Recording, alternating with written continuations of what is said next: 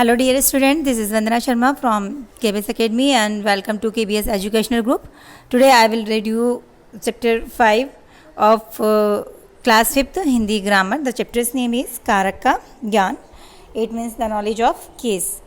ये चैप्टर मैं आपको ऑनलाइन क्लास में पढ़ा चुकी हूँ. जिन बच्चों ने ऑनलाइन क्लास अटेंड नहीं की थी उनके लिए ये वीडियो है. आपको इसके अंदर सारी जो है जानकारी मिल जाएगी कारक किसे कहते हैं. लेकिन मैंने जो ये चैप्टर पढ़ाया था ये हमारी पुरानी वाली बुक में से पढ़ाया था. उसके अंदर काफ़ी अच्छे से इसको डिस्क्राइब किया हुआ है. यहाँ पर जो चीज़ें छूट गई है उसको मैं आपको समझाने का प्रयास करूँगी और आप उसको ध्यान से देखिएगा कि कारक क्या चीज़ होती है और कारक के बिना हम किस प्रकार से किसी भी वाक्य को लिखने में असमर्थ महसूस करते हैं. तो चलिए हम चैप्टर रीड करते हैं. और पढ़ने से पहले मैं आपको ये बता दूं कि ये जो चैप्टर है इसके सारे क्वेश्चन के जो आंसर्स हैं मैंने यहाँ पर मार्क कर दिए हैं. लेकिन एक जो क्वेश्चन है वो मुझसे छूट गया था. क्वेश्चन नंबर 2 कि कारक के भेदों को उनके नाम के साथ लिखिए. तो जिन्होंने मैंने इसकी पुरानी वाली भी PDF सेंड की हुई है आपको चैप्टर 5 की.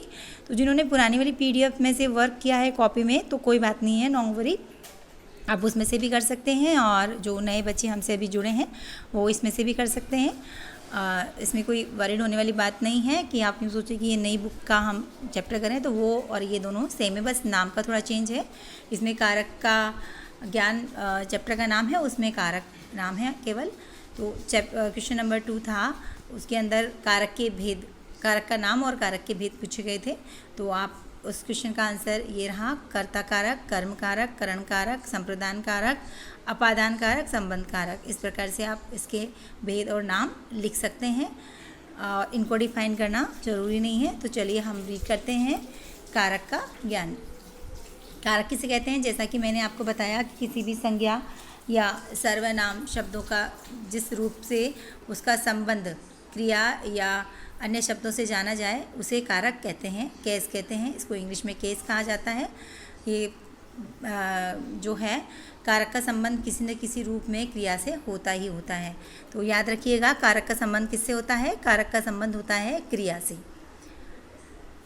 जैसे राम ने रावण को बाण मारा. अब यहाँ देखिए, यहाँ पर राम ने रावण को बाण मारा. तो यहाँ पर कर्ता कौन है? राम है. कार्य को जो करने वाला होता है वो क्या कहलाता है? कर्ता कहलाता है. और जो प्रभाव पड़ता है, जिस क्रिया का प्रभाव जिसके ऊपर पड़ता है वो कर्म कहलाता है. और कर्ता के द्वारा जिसको किया जाता है, जिस कार्य को करने में जो मेहनत लगती है, जो परिश्रम लगता है, वो हमारी क्रिया कहलाती है, वर्ब इंग्लिश में जिसे कहते हैं. तो यहाँ पर आप देख रहे हैं ने जो शब्द है ये संबंध स्थापित कर रहा है रावण के साथ में. इसका कर्ता का जो रिलेशन है. तो कर्ता ने किसको मारा? कर्म. कर्ता ने कर्म को, तो रावण को कर्ता ने कर्म को मारा. किससे मारा? बाण से मारा. तो यहाँ पर ये जो आपने शब्द देखे ने, को और से, ये हमारे कारक चिन्ह हैं. इन्हें हम कारक चिन्ह कहते हैं. मैं आपको इसको निशान लगा के बताती हूँ. ये जो ने है ये हमारा कारक चिन्ह है, से ये हमारा कारक चिन्ह है. तो हम जानेंगे कि ये चिन्ह किस विभक्ति में आते हैं, प्रथमा में, द्वितीया में, तृतीया में. तो ये हम इसके अंदर चैप्टर के अंदर पढ़ेंगे. और इन्हें क्या कहते हैं, जब कर्ता कारक क्या होता है, कर्म कारक क्या होता है, करण कारक क्या होता है और उनके जो चिन्ह हैं वो क्या होते हैं. सबसे पहले यहाँ दिया हुआ है कर्ता कारक. देखिए इसको मैंने जैसे आपको पढ़ा, राम ने रावण को मारा. इस वाक्य में राम क्रिया को करने वाला है, रावण पर क्रिया का प्रभाव और बाण क्रिया की पूर्ति का साधन बना, तो वो करण बना.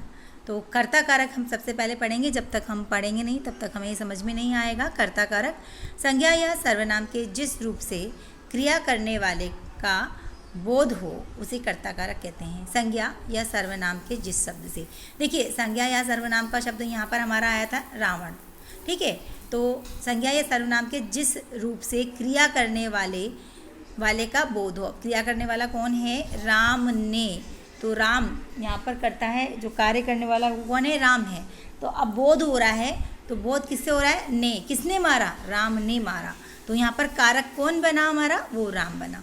तो यहाँ पर यही बताया गया है कि संज्ञा या सर्वनाम के जिस रूप से क्रिया करने वाले का बोध हो उसे कर्ता कारक कहते हैं. तो यहाँ पर राम जो है कार्य कर रहा है, क्रिया कर रहा है, तो यहाँ पर कर्ता कारक हुआ. तो इस तरह से इसको हम जो है इस तरह से डिस्क्राइब कर सकते हैं, इसको समझ सकते हैं कि किस तरह से इसको कहते हैं नॉमिनेटिव केस। इसको इंग्लिश में नॉमिनेटिव केस कहा जाता है। तो जैसे मैंने आपको समझाया कि संज्ञा या सर्वनाम के जिस रूप से क्रिया करने वाले का बोध हो उसे कर्ता कारक कहते हैं और इसका चिन्ह होता है ने है।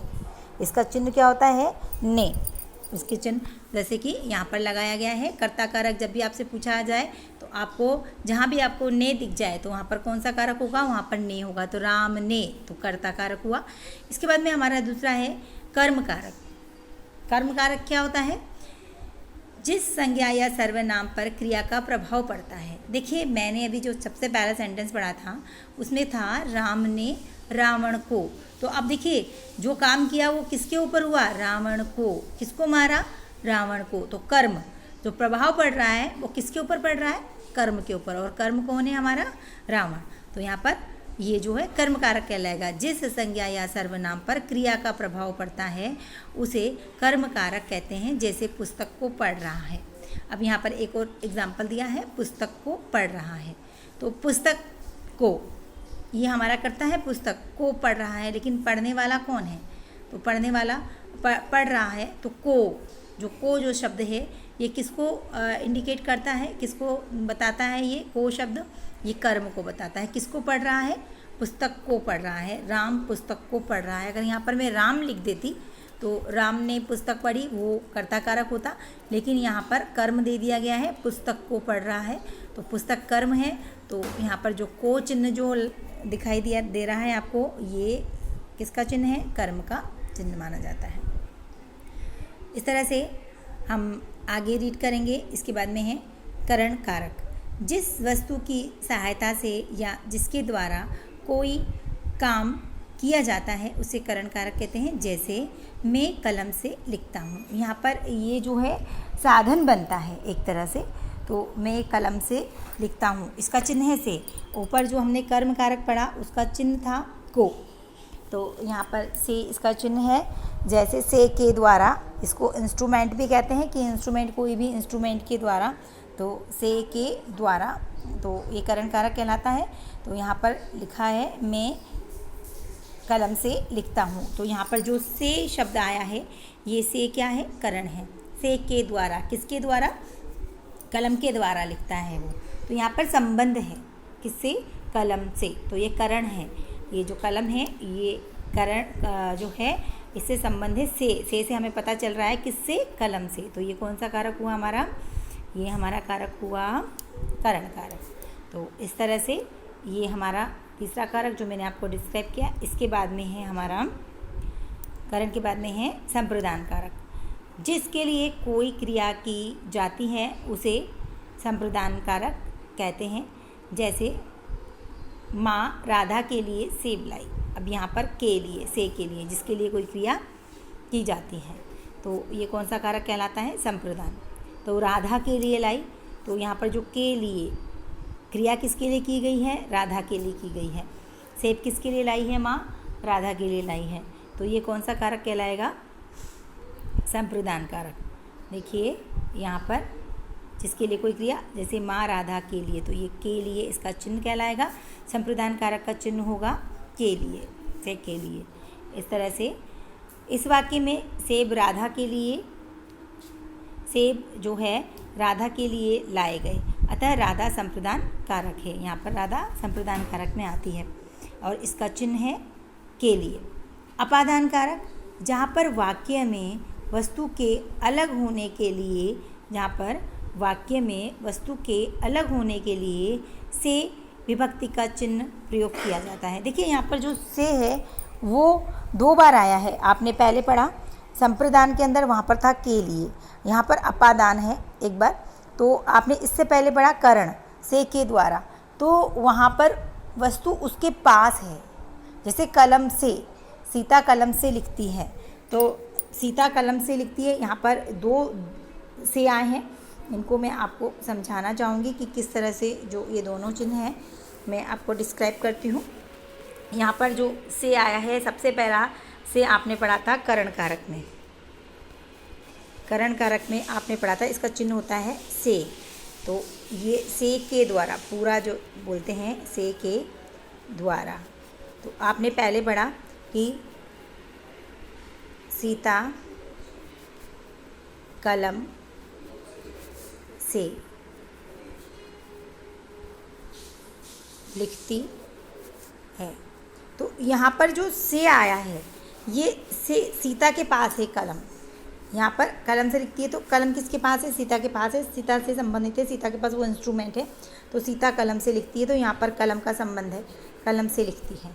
अब यहाँ पर उससे जुड़ी हुई है, जैसे एक और एग्जाम्पल है, राम ने, ये कौन सा हुआ? राम ने, यानी कर्ता कारक हो गया।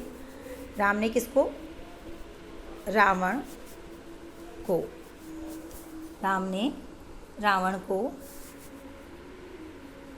तीर से मारा, तीर से मारा। जो हमने पढ़ा वहाँ पर क्या था? कलम को उसने छोड़ा नहीं, कलम उसके पास थी और कलम से वो लिख रही थी। लेकिन यहाँ पर तीर से मारा है, तो तीर जो है उससे अलग हुआ है। किससे अलग हुआ है? धनुष से अलग हुआ है। तो यहाँ पर कौन सा कारक हुआ? यहाँ पर जो से है ये अलग होने के लिए आएगा, पृथक होने के लिए आएगा, क्योंकि राम ने रावण को किससे मारा? तीर से मारा। तो यहाँ पर अलग होने के अर्थ में जो है अपादान है। एक होता है करण से के द्वारा, जहाँ हमारे पास चीज़ रहती है। अगर हम पेन से मारा, किसी ने किसी को पेन से मारा, तो वो पेन अलग हुआ उसके हाथ से, तो वो वहाँ पर से अलग होने के लिए आएगा। और वहाँ पर जब हम आपसे कारक पूछेंगे तो आपको वहाँ पर जो कारक बताना पड़ेगा वो अपादान कारक बताना पड़ेगा। लेकिन जब हम कलम से लिखते हैं तो वहाँ पर जो आपसे कारक पूछा जाएगा तो आपको करण कारक बताना होगा। जैसे है पेड़ से पत्ते गिरते हैं। पेड़ से क्या गिरते हैं? पत्ते गिरते हैं। तो पेड़ से पत्ते गिरते हैं, तो यहाँ पर जो ये से है किसके लिए आ रहा है? पृथक होने के लिए, अलग होने के लिए, पृथक। पत्ता किससे अलग हो गया? पृथक होने के लिए बताया यहाँ पे। तो पत्ता किससे अलग हो गया है? पेड़ से अलग हो गया है। तो यहाँ पर ये जो से है ये किस में आएगा? ये आएगा अपादान में। आपको समझ में आया होगा। तो इस तरह से इन कारकों का प्रयोग किया जाता है। इसी तरह से अब हम पढ़ेंगे संबंध कारक। इसके बाद में मैं आपको जब पूरा समझाऊंगी तो आपको यहाँ पर और आगे पूरा इसके चिन्ह सहित आपको समझाने की कोशिश करूँगी। इसके बाद में है अपादान कारक, जहाँ पर वाक्य में वस्तु के अलग होने के लिए, से विभक्ति का प्रयोग किया जाता है, वहाँ पर अपादान कारक होता है। जैसे पेड़ से पत्ता गिरता है, पेड़ से फल गिरे, यहाँ पर लिख रखा है पेड़ से फल गिरे। यहाँ पेड़ से फलों के अलग हो जाने के कारण पेड़ अपादान कारक है, क्योंकि पेड़ से फल अलग हो गए, वहीं पर नहीं रहे, फल जो हैं अलग हो चुके हैं। तो यहाँ पर अपादान कारक है। इससे पहले जो हमने उदाहरण पढ़ा था वो करण कारक में क्या उदाहरण पढ़ा था? उसमें लिखा था कि जो है वह कलम से लिखती है। किससे लिखती है? कलम से। तो कलम उसके पास थी और उससे वो लिख रही थी, उसने फेंकी नहीं थी कलम। यहाँ पर तो अलग हो गया, तो यहाँ पर अपादान कारक। इसके बाद में है संबंध कारक। दो या दो से अधिक संज्ञा अथवा सर्वनाम शब्दों में संबंध दिखाने के लिए संबंध कारक का प्रयोग होता है। जैसे यह रीना की पुस्तक है। यह किसकी पुस्तक है? संबंध कारक। यहाँ पर संबंध जोड़ा जाता है। तो यह पुस्तक किसकी है? रीना की। तो ये जो की है ये किससे संबंध जोड़ रही है? रीना के साथ में पुस्तक का संबंध जोड़ा जा रहा है। तो यहाँ पर जो हमारा चिन्ह होगा वो हमारा चिन्ह है की। तो ये इसके साथ में संबंध बताया जा रहा है। ये सीता की माँ है, यह राम के दादाजी हैं, यह उसकी पुस्तक है। इस तरह से का, के, की, रा, रे, री, ये सब इसके चिन्ह होते हैं। जहाँ पर संबंध दिखाने के लिए चिन्हों का प्रयोग किया जाता है वो कौन से होते हैं? वो होते हैं का, के, की, राम की, सीता की, यह सीता का भाई है, वह राम की बहन है, वह राम की माँ है। इस तरह से जो है यहाँ पर इस कारक को लगाया जाता है। इसके चिन्ह जैसे अभी मैंने बताया आपको संबंध कारक, ये आपको बहुत अच्छे से समझ में आएगा, क्योंकि हम किसी भी शब्द का संबंध किसी के साथ, जैसे आप में यहाँ मेरी माँ है, मेरी रा रे री, यह मेरी माँ है। जैसे यहाँ पर रा रे री शब्द भी आया है तो ये मेरी माँ है। यह मेरा भाई है, वह जो हैं उनके पिताजी हैं, यह तुम्हारे पिताजी हैं। तो ये सब जो चिन्ह होते हैं, ये सब चिन्ह जो होते हैं, ये कौन से उसके चिन्ह होते हैं कारक के, ये सब जो हैं कौन से कारक के चिन्ह हैं, ये हैं संबंध कारक के चिन्ह हैं। का के की संबंध बताते हैं, इसलिए संबंध कारक इसे कहा जाता है। इसके बाद में है संबंध कारक के बाद में हमारा आएगा अधिकरण कारक। वाक्य में शब्द के जिस रूप से क्रिया का आधार ज्ञात होता है, अर्थात जिस स्थान पर या जिस स्थान में कोई काम होता है, वह अधिकरण कारक होता है। जैसे तुम पाठशाला में पढ़ते हो, में, तो कहाँ काम हो रहा है पढ़ने का, पाठशाला का संबंध में पढ़ते हो, किस में पढ़ रहे हो, पढ़ने का संबंध पाठशाला से है, तो रिलेशन तो है, लेकिन यहाँ पर कौन सा कारक कहलाएगा। यहाँ पर हम इसको कहेंगे, हम जब किसी के साथ में अपना संबंध जोड़ते हैं, किसी के साथ में जो चीज़ हम जहाँ पर करते हैं, जैसे जिस स्थान में कोई काम हो रहा है, तो हमारा पढ़ने का काम कहाँ हो रहा है, पाठशाला में, तो ये जो में इसका चिन्ह है, ये इसका चिन्ह कहलाएगा। ये यहाँ पर पाठशाला में पढ़ते हो, तो ये इसका विभक्ति चिन्ह कहलाएगा। यहाँ पर जो है अधिकरण कारक कहलाएगा। इसके बाद में है संबोधन कारक। जिस शब्द के द्वारा किसी को पुकारा जाए उसे संबोधन कारक कहते हैं। जैसे हे सीता मेरे पास आओ, हे राम मेरे पास आओ, हे अरे ओ, तो ये सब क्या है, संबोधन है। हम किसी को जब संबोधित करते हैं, हे इधर आओ, ओ किधर जा रहे हो, तो ये हमारा पुकारने का तरीका होता है। तो इसके जो चिन्ह होते हैं वो क्या होते हैं, हे, अरे, ओ, ये सब इसके चिन्हों के अंतर्गत आते हैं। अरे सोहन कहाँ जा रहे हो तुम, अरे सोहन तुम यहाँ कब आए, तो इस तरह से इसके आगे इस तरह का जो है इसमें बहुत चिन्ह लगा दिया जाता है। तो हे अरे ओ इनके चिन्ह कहलाते हैं। जैसा कि मैंने आपको सारे कारक समझा दिए हैं कि किस तरह से इनका प्रयोग किया जाता है। और यहाँ पर क्योंकि इनको इनके चिन्हों के साथ आपको नहीं बताया गया है, तो मैं आपको कोशिश कर रही हूँ कि यहाँ पर मैं बता पाऊँ कि किस तरह से ये कारक और उनके चिन्ह होते हैं। यहाँ पर लिखती हूँ मैं कारक और यहाँ पर हैं चिन्ह। तो पहला है हमारा कर्ता कारक, जैसा कि आपको मैंने पढ़ाया। कर्ता का चिन्ह क्या है हमारा, कर्ता ने, राम ने श्याम को मारा, तो ये उसका चिन्ह हो गया ने। जब हमको कर्ता को जोड़ना था कर्म के साथ में, तो हमने ने का प्रयोग किया, तो ये कर्ता का चिन्ह जो होगा वो ने होगा, इसको कर्ता कारक कहा जाएगा। इसके बाद में है हमारा कर्म। तो जैसे राम ने रावण को, ये हमारा कर्म कारक कहलाएगा। इसके बाद में है करण, किसके द्वारा मारा, करण, तीर के द्वारा, तो ये हमारा कौन सा कारक कहलाएगा, या धनुष, धनुष से, धनुष उनके हाथ में था, धनुष से, तो से के द्वारा, वो सीता पत्र कलम से पत्र लिखती है, तो से के द्वारा, ये हो गया हमारा करण कारक। इसके बाद में होगा संप्रदान। संप्रदान का अर्थ होता है संप्रदान, तो संप्रदान जो भी मैंने आपको समझाया, के लिए, किसके लिए मारा, राम ने रावण को धनुष से किसके लिए मारा, धर्म की रक्षा के लिए मारा। तो क्या किसके लिए काम हुआ, धर्म की रक्षा के लिए काम हुआ, तो धर्म की रक्षा के लिए मारा। या फिर माँ राधा के लिए फल लाई, तो यहाँ पर जिसके लिए कार्य किया जाता है वो संप्रदान कारक में आता है, तो के लिए, ये इसका चिन्ह होता है।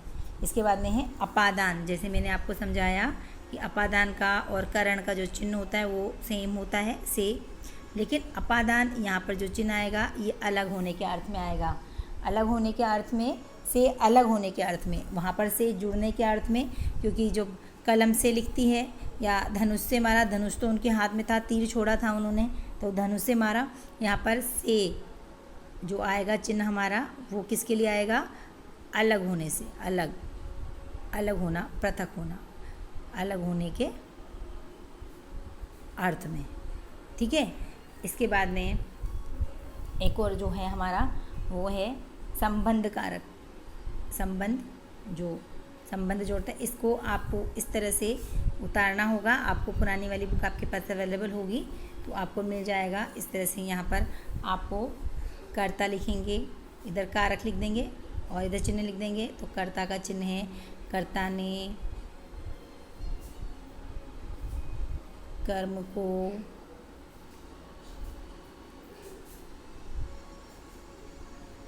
करण से के द्वारा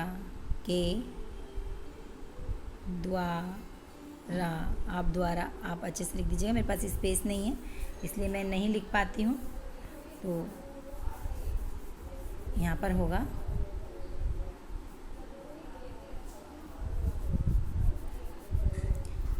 कर्ता ने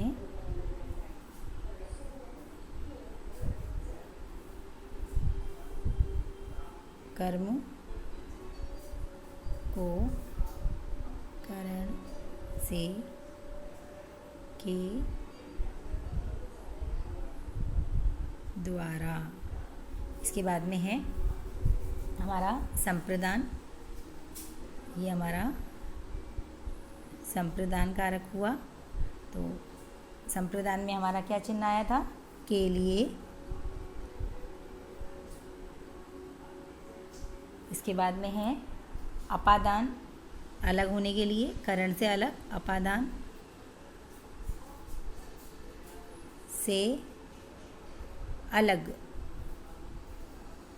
अलग होने के अर्थ में। इसके बाद में है संबंध। इस तरह से आपको लिखना होगा इनको। संबंध का होगा राम का भाई, श्याम का भाई का, के, की, रा, रे और री। इस तरह से यहाँ पर इनका संबंध है। इसके बाद में अधिकरण। अधिकरण वह कुर्सी पर बैठा है। अधिकरण, इसमें क्या होगा? इसका चिन्ह होगा में के बाद में पर। वह कुर्सी पर बैठा है, वह विद्यालय में पढ़ने जाता है। विद्यालय में, तो यहाँ पर अधिकरण कहलाएगा। संबोधन, जैसे मैंने आपको बता ही दिया संबोधन क्या होता है। संबोधन किसी को जब हम पुकारते हैं तो संबोधन लगता है। जैसे संबोधन होता है हे, इसके आगे विस्मयबोधक चिन्ह लग जाएगा हे। यहाँ पर लिख देती हूँ मैं अरे ओ, हे अरे ओ। एक और शब्द होगा वो होगा ओ। इस तरह से ये जो है संबोधन होता है। इस तरह से ये इनके चिन्ह होते हैं, कारक चिन्ह कहलाते हैं, जो आपके इस चैप्टर के अंदर नहीं दिए गए हैं, पुरानी वाली बुक में वो हैं। और इनके नाम भी जो हैं आपको मैंने यहाँ पर बता दी हैं कि किस तरह से अगर आप ये चिन्ह देखें तो उनको, उनके नाम जो हैं आपको पता चल जाएंगे। कर्ता ने कर्म को करण कारक कहलाता है से के द्वारा। कर्म कारक को अरे संबोधन कहलाता है। का की के संबंध कारक कहलाता है। के लिए संप्रदान कहलाता है। इस तरह से ये जो कारक चिन्ह हैं ये वाक्य में जो संज्ञा और सर्वनाम शब्द होते हैं उनका संबंध जोड़ने में सहायक है, और बिना संबंध जोड़े हम किसी भी वाक्य को लिखने में असमर्थ महसूस करते हैं, असमर्थ होते हैं। इसीलिए इन्हें कारक चिन्ह कहते हैं, और इनका जो है नॉलेज होना, इनका ज्ञान होना बहुत आवश्यक है। आई होप आपको ये चैप्टर समझ में आया होगा और आप इसकी प्रैक्टिस कीजिएगा, इसे याद कीजिएगा। Thank you.